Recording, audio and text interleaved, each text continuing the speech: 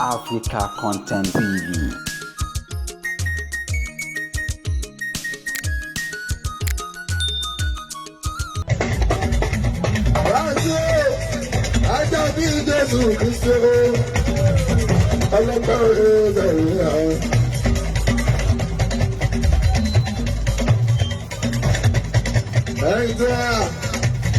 Merry Christmas and Happy New Year in advance.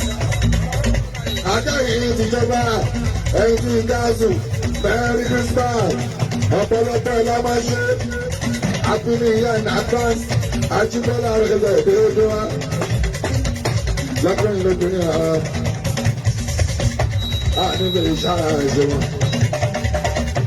25th of December year 2022 only Xmas Day Christmas Day year 2022 only àwọn onífẹ́ yìí ń ṣàṣemọ pàtó fún ìpọ́ yìí ti àgàtà ẹ̀yin ti jọba ẹ̀yin ti bàbá káwó a máa ṣe ọ̀pọ̀lọpọ̀ Christmas New Year láyé nínú àlàáfíà nínú ìdẹ̀ra nínú ìpinnu nínú àgbéká àjùmọ̀ àwọn nínú àlàáfíà ọ̀hún.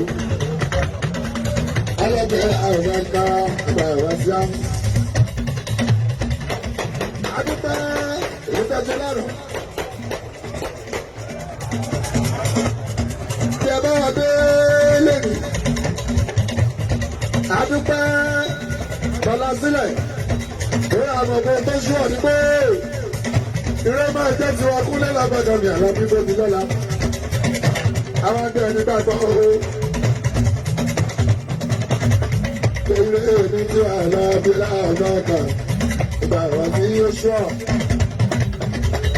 Ìjọba ọmọ ọlọ́pẹ́ ẹ̀mí ní ọmọ ọlọ́run ní àlọ́ bí láàbá kan ìgbà wà sí wọn tó tọ́. Ó ti gbé ọ̀pẹ́ ọpẹ́ ẹ̀ka bá ṣe ni wọ́n fi máa ń pa ìmọ̀re aláyé. Ìgbà tí wọ́n lọ sún ṣòwò lẹ́nu ló bá sọ pé mọ̀gbọ́n lòun sì lérí lọ. Àbọ̀ mọ̀gbọ́n lòun kì í tẹ̀lé ọ. Ọjọ́ tó náà lè sọ pé ìrìn àjò wa. Àwọn ọmọ ìlú ọmọ lórí. Ṣé bí bá ti wà ní àwọn ọmọ ọlọ́dà ìlú mi jẹ́? Ó bá ti rìn tó bá bá wa ní bá ti rìn jẹ́.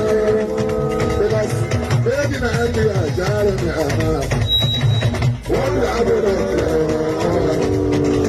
Baby Nigeria,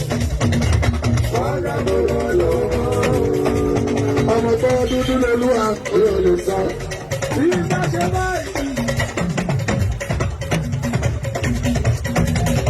Dúpẹ́ lolúwa yóò lè sọ. Àmọ́ ṣá lójú ọ̀rọ̀ àmọ́ ṣá ọba tí kì í bẹ́ẹ̀ bí lálọ́rọ̀ bí ìdáwó ìbẹ́lẹ̀ bí ìdáyé lọ́wọ́ bá. Àmọ́ṣá àmọ́ṣá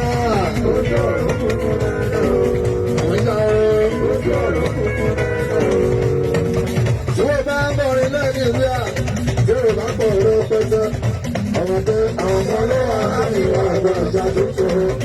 Ọmọ lọ́wọ́ nílé orí ìtúbà pọ̀ lò. Tó bá jẹ́ bẹ́ẹ̀ lẹ́yìn náà ṣẹlẹ̀ sí o. Ìyá olówó ti rí ọba àwọn ẹ̀ ló ṣe fẹ́ sí. Ayọ̀ mẹ́lẹ̀ tó lè gbọ́ ọba sórí.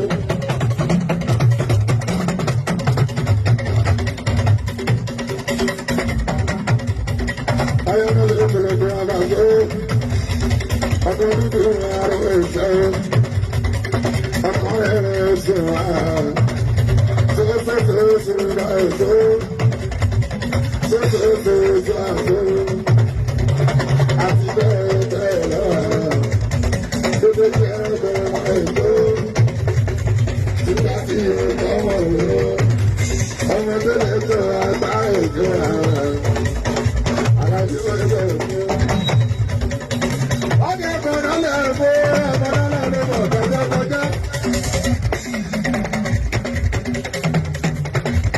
Ẹbí ọ̀gbẹ́ gbàgbọ́. Ẹbí ọ̀gbẹ́ gbàgbọ́. Ẹjọ́ ọ̀gbẹ́ ẹ̀yà bí.